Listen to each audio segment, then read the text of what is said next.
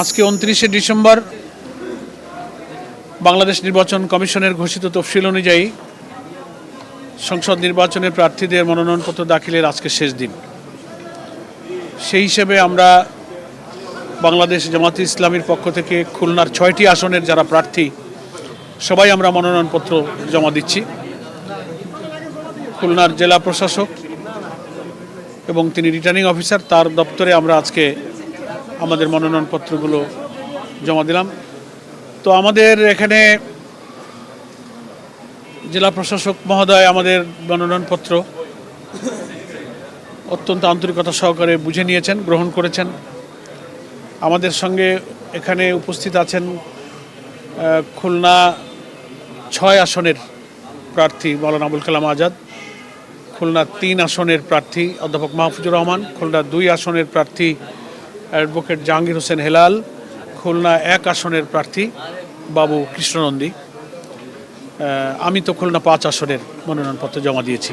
ভরসা পেতে নিজেকে হতে হয় পাতের মতো দৃঢ়, ঠিক যেমনটা জেরুসালেম। তো আমরা আশা করি বাংলাদেশকে একটা মানবিক বাংলাদেশে রূপান্তরিত করার জন্য 8 দল, গতকালকে তার সাথে আরও 2টি দল যুক্ত হয়েছে, ফলে 10 দলের একটা নির্বাচনী সমঝোতার ভিত্তিতে আমরা জাতীয় নির্বাচনে অংশ নিতে যাচ্ছি।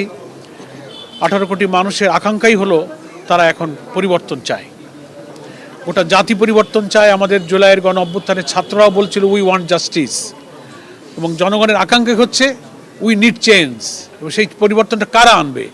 যারা স্বাধীনতার 54 বছরে দেশ পরিচালনা করেছে, তাদের পক্ষে আর পরিবর্তন আনার কোনো সুযোগ নেই, তারা অলরেডি টেস্টেড এবং ব্যর্থ। ফলে আমরা বিশ্বাস করি we will bring the change, আমরাই এই পরিবর্তনটা আনতে পারবো। সেজন্য আমরা দুর্নীতির বিরুদ্ধে, বৈষম্যের বিরুদ্ধে, ভিন্ন মতের বিরুদ্ধে, নির্যাতনের বিরুদ্ধে জাতির যে ঐক্যবদ্ধ একটা জোয়ার তৈরি হয়েছে, আমরা দেশবাসীকে সেই জোয়ারে সামিল হওয়ার জন্য আহ্বান জানাই। আমাদের এখন বড় চ্যালেঞ্জ হলো নির্বাচনটাকে ফ্রি এবং ফেয়ার করা। চারিদিক থেকে আমরা খবর পাচ্ছি এখানে দুর্নীতি বিরোধী, ফ্যাসিবাদ বিরোধী শক্তির এই ঐক্যের কারণে একটা শক্তি খুব বিচলিত। তারা এখন ষড়যন্ত্র করছে নির্বাচনটাকে কি করে রিগিং করা যায়, ভোটাধিকার হরণের পূর্বের যে কালো ইতিহাস সেই যুগ আবার কি করে ফিরিয়ে আনা যায়, কালো টাকা, মাসেল, প্রশাসনকে কাজে লাগিয়ে শক্তি প্রয়োগ করার সেই পুরানো ইতিহাস আবার সামনে আনার জন্য হয়তো কেউ চেষ্টা করছে। তবে জাতি সেটা কখনোই মেনে নেবে না। ঐক্যবদ্ধভাবে জাতি এই ভোটাধিকার হরণের আবার প্রচেষ্টাকে লোকেরা শক্তভাবে প্রতিহত করবে ইনশাআল্লাহ।